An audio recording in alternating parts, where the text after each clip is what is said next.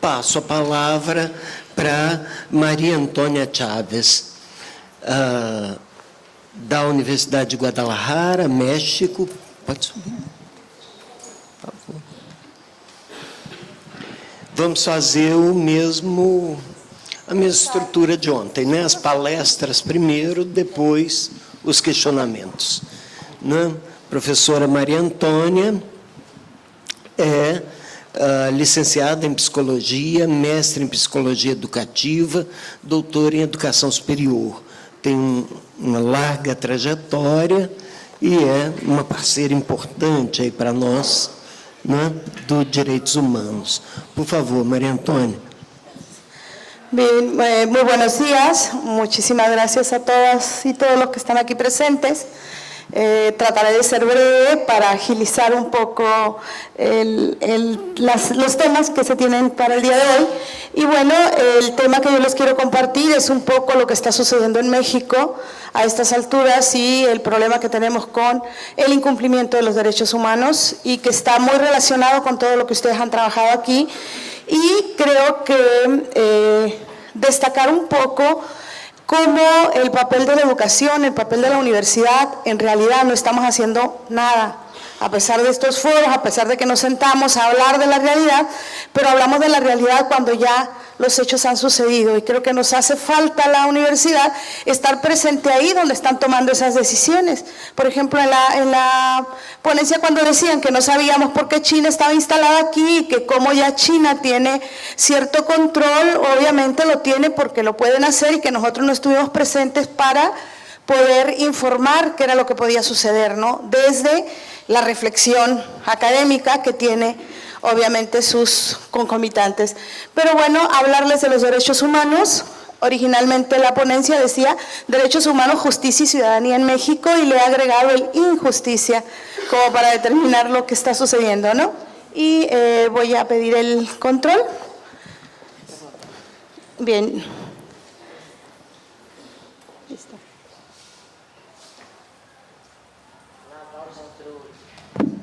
Oh, el control creo que no lo tengo.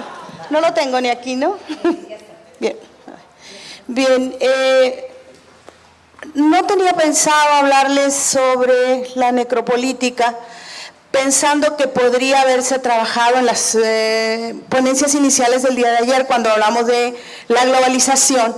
Y bueno, si nosotros no podemos pensar las nuevas líneas del capitalismo global en la posibilidad de utilizar la muerte como una de las estrategias de insertarse con esta nueva conquista, con esta nueva instalación, que ya se lo señalaba Raquel anteriormente, pues difícilmente vamos a poder entender los problemas que se están agudizando ahora en los diferentes países, ¿no?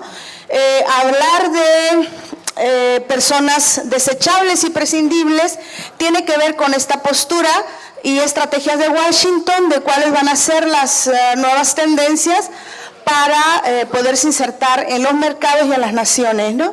Entonces, el resultado de ello pues, es el aumento de los migrantes, de los pobres, de la violencia contra las mujeres y los niños, y que tiene que ver con estas decisiones que se toman más allá de lo que nosotros podemos incluso muchas veces comprender.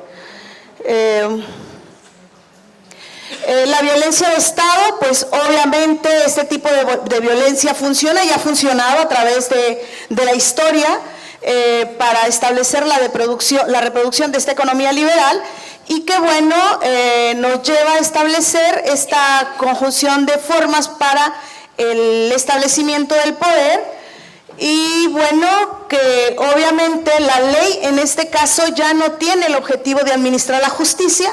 Por eso es que tenemos mayores problemas ahora con las caras de los derechos humanos, tener que estar paliando las propias consecuencias del sistema que no está determinado para ejercer la justicia y entonces tampoco está preparado para gestionar la vida, sino obviamente gestionar la muerte en función a esos intereses racistas y de clase que hemos visto que se han estado exacerbando en las diferentes manifestaciones sociales.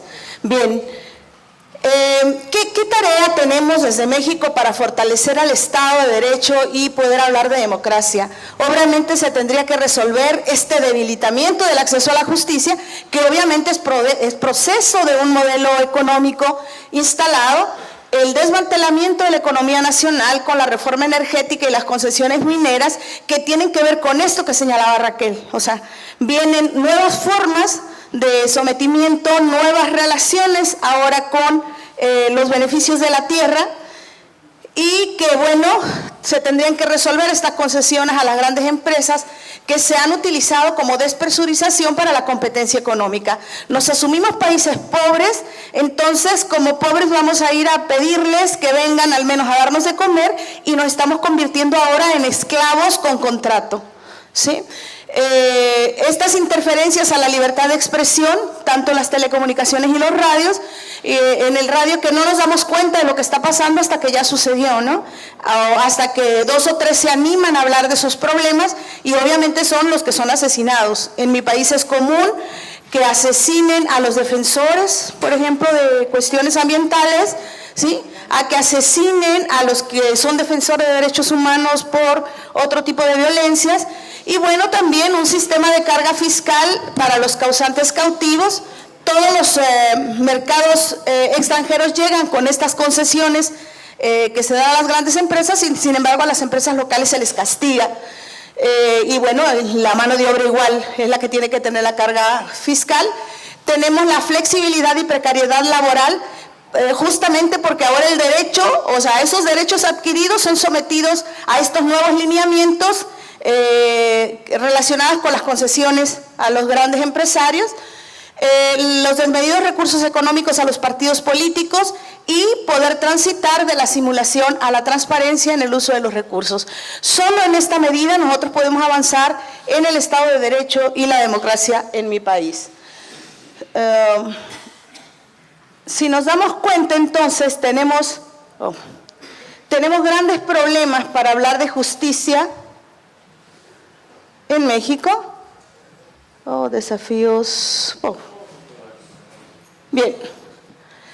Obviamente, cuando hablamos de estos desafíos, entonces, para orientarnos a ese desarrollo democrático sostenible, pues tendríamos que empezar a ubicar lo que yo le llamo los observables. ¿Cómo podríamos tener una radiografía de lo que está pasando en el país? Pues generalmente con estos observables que están ahí, y que muchos de los científicos sociales los manejamos con números y proporciones y gráficas, y le ponemos tal color o tal modo, pero que finalmente no es más que ubicar cuáles son los problemas que tenemos de manera concreta, y a veces nos perdemos en el dato, en el número, en el gráfico, y no estamos presentes ahí en la intervención y en la acción de cómo le vamos a hacer para resolverlo, ¿no? O cómo nos vamos a hacer copartícipes. Me encantó lo que decía Francisco, el joven de ayer por la mañana, cuando decía, bueno, finalmente estamos hablando de la globalización, del neoliberalismo, y nosotros somos parte de esa reproducción. Porque incluso, o sea, ¿dónde hemos estado en las universidades cuando estaba pasando todo esto? Y cuántas veces en la universidad nos zafamos en la posición cómoda del libro, del papel, del foro entre iguales, ¿no?, reconociéndonos el aliento que ya todos nos conocemos, cuando la realidad allá está pupulante, ¿no? Bien, entonces hablar de estos desafíos tiene que ver con esa inestabilidad social relacionada con estos factores estructurales de desigualdad, exclusión, marginación, discriminación y pobreza, los problemas de corrupción e impunidad, estos entornos de ilegalidad, de inseguridad, de violencia social, el aumento de los homicidios, que ahorita yo se los voy a dar con datos, feminicidios, desaparición forzada, la migración, el asesinato a defensores de derechos humanos, el narcotráfico, la trata y el tráfico de personas, la violencia de género, y esos avances aparentemente entendidos pero ineficientes, porque la violencia se ha aumentado, la igualdad de género, que todavía permanece, lo que ya nos señalaba ayer nuestra colega de Portugal, cuáles son los espacios que nos indican que las mujeres no estamos a la par de los hombres, la violencia política y la resistencia para la participación política de las mujeres en condiciones de paridad, que en el caso de México también hemos tenido el feminicidio ligado a la violencia política. Y bueno, con esta participación ciudadana tan incipiente, poco se puede hacer para hacerle frente. Porque igual cuando vemos una marcha, cuando vemos un movimiento social, de pronto si no nos toca las fibras directas, nos da lo mismo y pasamos de largo, ¿no? Entonces, ¿qué es lo que estamos haciendo para poder entonces establecer este tipo de desafíos desde mi condición de ciudadano, de ciudadana, independientemente del rol que me toque jugar socialmente, ¿no? Solo para ubicar el grave problema que tenemos en México en cuanto a la situación delictiva y esto de ver que la justicia entonces para qué está hecha. Por ejemplo, yo les traigo aquí de los 33 millones de delitos que se cometen, solamente 2 millones se denuncian. Y de esos 2 millones que se denuncian, si se fijan, apenas alcanza a ver la rayita para lo de averiguación previa, ¿sí? Solamente 200,000 inician una carpeta de investigación. Esto nos habla ya entonces de cuál es la situación que tenemos en cuanto a las condiciones jurídicas y obviamente de todo esto podemos hablar de que solo el 10.4% de los delitos totales se denuncian. De ese 10.4% que se denuncia, solo 3.3% están sin carpeta de investigación, el 6.27% con carpeta de investigación, donde el 5.4% no resulta en nada y solo el 0.8% con posibilidades de seguir un juicio. Posibilidades de seguir un juicio. Amén de los resultados, porque esos no los publican y entonces no podemos determinar cuáles llegaron a qué tipo de término. Indicadores como estos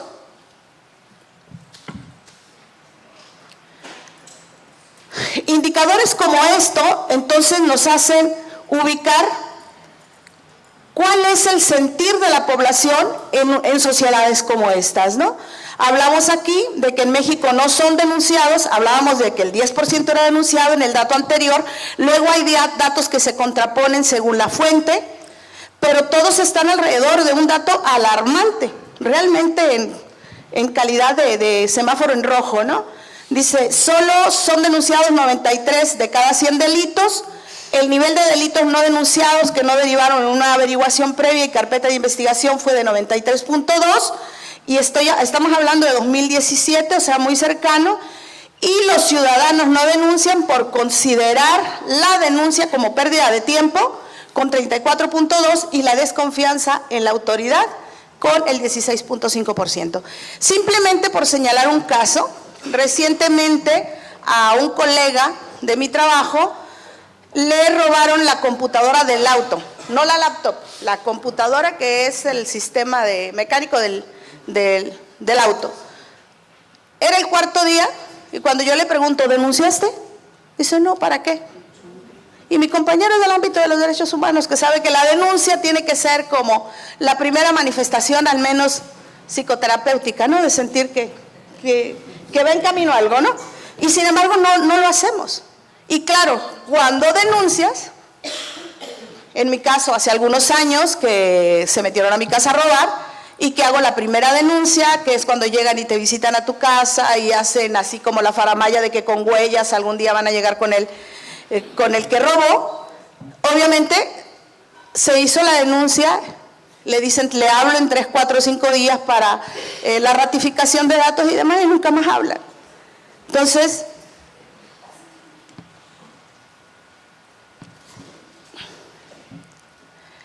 esto nos lleva a que en México se puede cometer cualquier tipo de delito y por supuesto que no va a ser castigado. Si hacemos el análisis simplemente matemático de lo que yo les acabo de decir, imagínense la probabilidad que tiene de que sea realmente resuelto el caso, ¿no?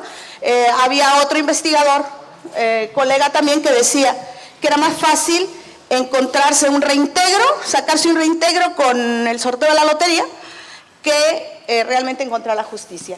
Yo les voy a pasar como muy rápido Entonces, bajo este tipo de condiciones, o sea, con este referente de una necropolítica, con este referente del debilitamiento del acceso a la justicia, pues cómo no van a estar los problemas que tenemos en el sistema, que se tendría que hacer. Quiero llegar, obviamente estamos hablando de la impunidad en total claridad. Por ahí yo les hice un cuadro como para ver qué indicadores nos llevan a evaluar el nivel de impunidad. Igual esto nos habla por zonas, cuáles son las regiones como más débiles para el acceso a la justicia en el país. Y bueno, si ustedes se fijan, el país está coloreado de ese semáforo rojo. En esto están los indicadores y obviamente ninguno de los indicadores estuvimos evaluados por arriba del 50. Estamos de 0 a 1 evaluando la situación de mayor éxito en términos de la justicia y bueno, en ninguno estamos más que en los derechos fundamentales con el 0.52 cuando el 1 punto es el máximo. Por lo tanto, tenemos también aquí de nuevo el mapa con el número de homicidios, que la verdad es alarmante, los estados en rojo donde se cometen más. Y luego hablamos de los feminicidios. Este es un sitio que si ustedes entran les puede estar diciendo cada hora en dónde están matando a una mujer y en el mejor de los casos que se le consigne con los lineamientos de un feminicidio, que tiene que ver con la violencia específicamente ejercida contra las mujeres. Bien, por otro lado tenemos el gravísimo problema de los desaparecidos, que tenemos el récord de Guinness de 40.180 desaparecidos en todo el país. Que si los imaginamos en número y en volumen, imagínense lo que eso significaría.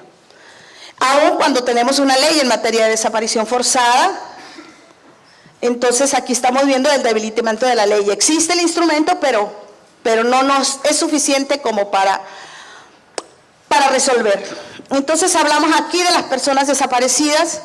Obviamente es la violencia misma, no solamente contra el desaparecido, sino contra los familiares, que es incapaz el Estado de poder dar la respuesta, de darle seguimiento, de darle la investigación. Simplemente los casos más sonados que fueron los de los 43 estudiantes, que a la fecha, aún con todo y los esfuerzos y lo que se pagó para las investigaciones del equipo argentino, del propio equipo de las Naciones Unidas, no se tiene una sola respuesta de la desaparición.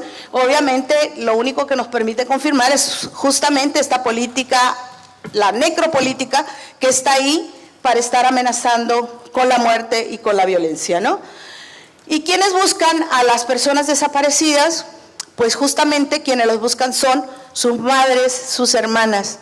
Si se fijan ustedes ahí en la foto, no están los hombres.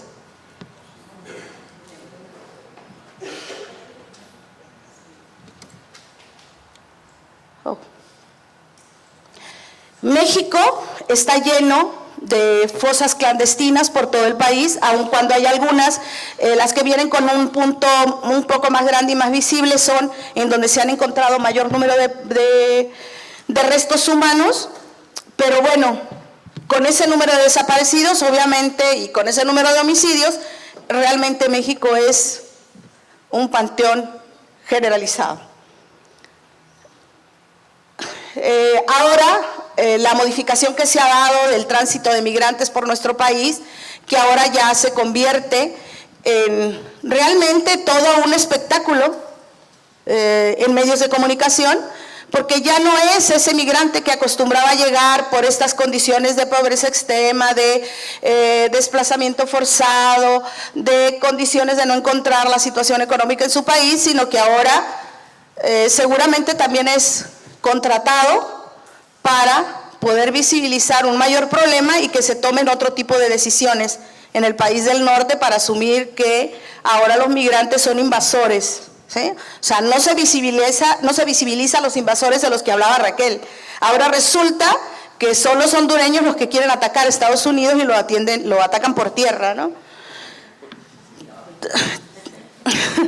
Bien, ¿Qué pasa con todo eso? Pues obviamente la trata y el tráfico de personas es como la semilla más fructífera en ese tipo de territorio. Y de pronto la trata y el tráfico pues se convierte como la estrategia más inmediata de supervivencia en esas condiciones de violencia total de los propios derechos, ¿no? Y bueno, ahí les pongo simplemente para México que hay una ley, que hay un artículo que habla de cuáles son los delitos, pero generalmente no habla de realmente un concepto sobre trata. Y estamos hablando de una ley que si no especifica, obviamente el objeto de lo que pudiera ser los delitos relacionados con ella, entonces estamos hablando de una ley hecha a modo. No de embalde es que en nuestro país no están identificados los casos de trata. Les paso rápidamente, este es un informe de la Procuraduría General de la República donde habla cuáles son las posibles trayectorias de los casos de trata encontrados, los escasos casos. Bueno, aquí hablamos de la trata, estas son las rutas internas que tienen que ver con las rutas migratorias y esta otra que es un poco más actualizada y ya diferenciada por tipo de trata. Y bueno, ¿qué nos queda por hacer entonces? ¿Cómo podríamos favorecer un sistema que fortalezca el Estado de Derecho? Pues obviamente tendríamos que empezar por el ABC de la legalidad. ¿Cómo empezar a trabajar desde los poderes? ¿Cómo empezar la transparencia procesal? ¿Cómo de veras asumir el respeto de los derechos humanos y asegurar la democracia? Y entonces, ¿cómo promover este tipo de relaciones sociales donde se pueda vivir en libertad y en paz? Lo siguiente, que ya se los platicaré en corto, pues nosotros hemos estado trabajando una propuesta desde las universidades para empezar a trabajar la construcción de la ciudadanía, que de pronto es ir empoderando, porque ninguna decisión pudiera tomarse desde el Estado si los ciudadanos no estamos ahí para apoyarla o desacreditarla. Entonces, no es posible que se estén tomando decisiones comerciales como las que ya se determinaban y que resulta que nosotros no estamos ni enterados y que ya nada más padecemos las consecuencias y doblamos los brazos porque no tenemos una cultura del reconocimiento de nuestros derechos. Si bien el sistema de justicia no funciona, pero al menos en el movimiento de la lucha feminista que nosotros hemos hecho en el estado de Jalisco y a nivel nacional, finalmente a los políticos sí les presiona el que nosotros empecemos a hacer las demandas penales por el incumplimiento de derechos que ellos hacen en la agenda de género. Entonces creo que por ahí también les comparto, somos el Observatorio Latinoamericano de Trata, estamos haciendo este tipo de acercamiento a la ciudadanía desde ahora ya 16 países en capítulos nacionales, algunas redes, y nos dedicamos pues a atender la prevención, la investigación y un poco de formación para evitar en lo posible que la gente caiga en redes de trata. Muchísimas gracias.